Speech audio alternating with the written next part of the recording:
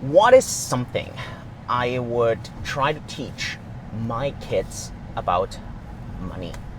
Hey and welcome to today's video. My name is Julian. On my channel, normally I talk about investing, about macro, about the micro. I try to talk out of the view of the CEO of Cake Group, where we have over 100 employees here in Singapore. I try to talk out of a personal investor's mindset.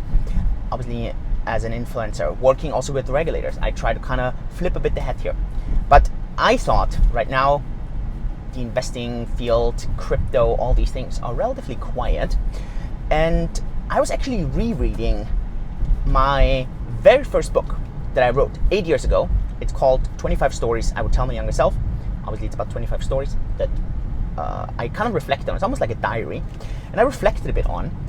And I wanted to reread it. And I wanted to reread that book mainly out of two things. First of all, how did I see things in the world 8 years ago? Obviously, it's a bit of a diary, right? So that was quite nice. But then, did things change? Are there new lessons? Are there new reflections? And so what I thought was, I'm going to go through all those 25 stories in 25 videos. So I'm not going to do it every day. I'm just going to go with the flow, right? So if there's something that's happening in the market, I'll obviously discuss that. Otherwise, I want to give a bit some insights here and give you some thoughts on this and talk about each story and talk about the lessons here. And so, yeah, these were a bit of the ideas and all that. The very first story is called The Ice Cream Story, and it's actually a story that a lot of people say it's their most favorite story out of the entire book. I know because it's the first one, maybe it's because it talks about a very, very, very young Julian. I was probably around 4 or 5 years old. And the ice cream story is all around me having to swim in the pool in order to get ice cream at the swimming pool. Now, I don't want to take it away. I don't know if you have read the book. If you have, let me know. Let me know what your favorite story is out of the book. And otherwise, if you haven't read the book, I'll link it up down below if you want to read it or listen to it as an audio version. And then you can have this story there by yourself. But the short summary is that all the other kids always got ice cream at the swimming pool without having to do anything. And my mom was really strict about this. And she always said, you know, you're only going to get something out in life if you actually put some effort in, right? If you want to get out, you need to put in. And that was her entire philosophy. And I had to kind of learn this already when I was 4 or 5 years old. And I mean, this lesson, right? And the story, obviously, you can, like, she made it harder and she made it tougher. You can listen to her read the story yourself. And then it always concludes with 3 lessons, and I'm not going to go into the 3 lessons here. Obviously, some of the lessons are pretty straightforward, right? One is obviously you have to put in to get out, and then many times stuff gets harder and harder. But then there's always the tipping point, right? And that tipping point, kind of everything becomes a flywheel. And I think a lot in life kind of works this way. Now, reflecting on this, so let me talk now 8 years later, right? 2023, I wrote the book in 2015, so it's like over 8 years ago, almost 9 years ago. Looking back, obviously changed dramatically. At that point, I wasn't the CEO of a company. I didn't have the family that I have today with 3 kids and a wonderful wife. I had my girlfriend back then. She was still a girlfriend. And I married that girlfriend. I don't have the wealth that I have. None of those things.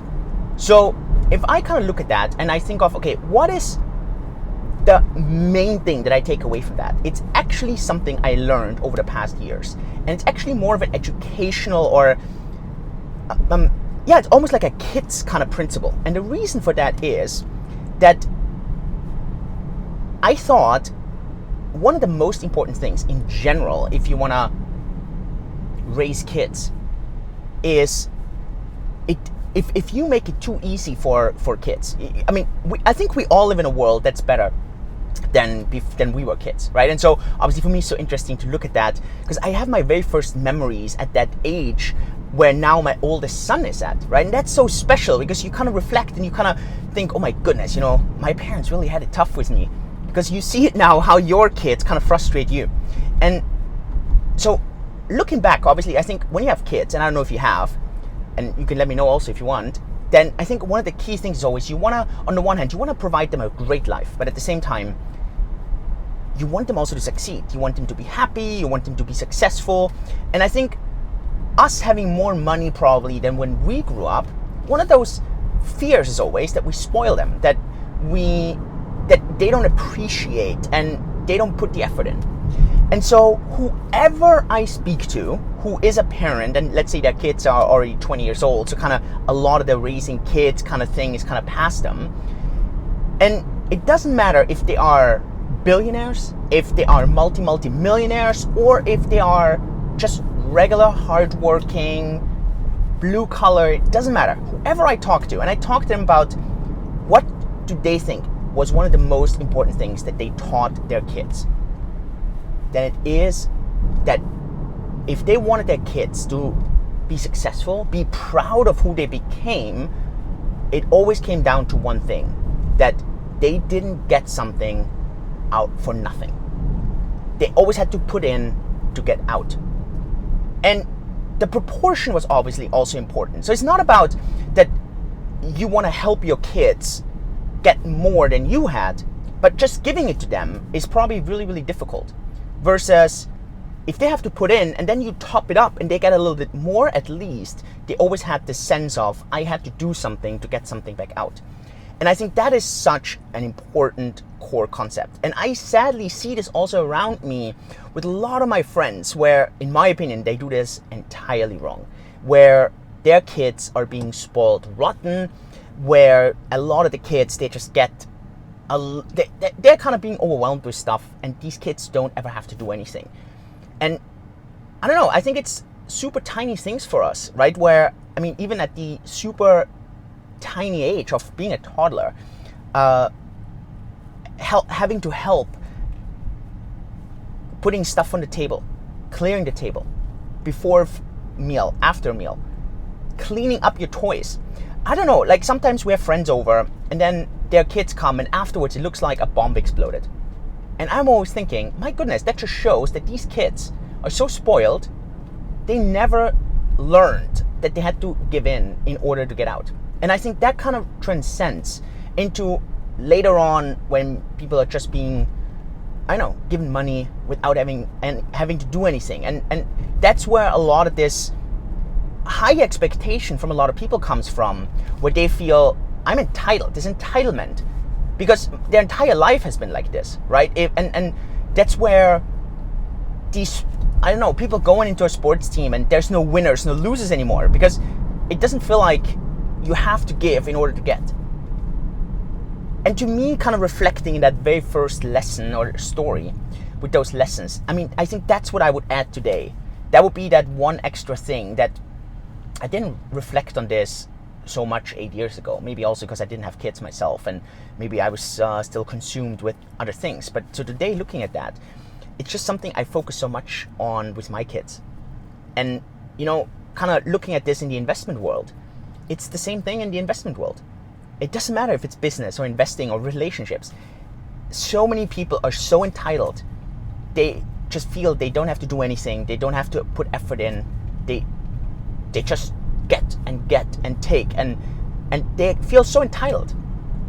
And I think that's the really crazy hard part, thinking of that story. To me, I want to be honest, it is also one of my most favorite stories, but I have more favorite stories down the line, just because to me these are more important. Times when I made a lot of money, times when I lost a lot of money, relationships that went sour. I mean, these building blocks in the very early years, I think they're so crucial, and obviously those memories never fade. But I think that's just something that's, so essential. So that's a bit of my reflection on the ice cream story. You need to give in order to get, and a lot of people forget that. They forget it on their own, they forget it in business, they forget it with raising kids. I think especially raising kids. You want to have successful kids, always make sure that either you create artificial scarcity, which is crazy to say, or you're just making sure that your kids understand that without giving, they're not going to get. I think that's key. So, that's story number one. Let me know what you think. Let me know if you read the book or if you read the story. I'll link it up down below as well if you want to. And then let me know your thoughts on this entire series. Again, if there's updates in the market, I'll obviously update you on that, and then I'll share those thoughts with you. So with this, have a really beautiful rest of the day. All the best here from Singapore, and then I'll see you next time. Thank you so much. Yours truly, Julian. Bye-bye.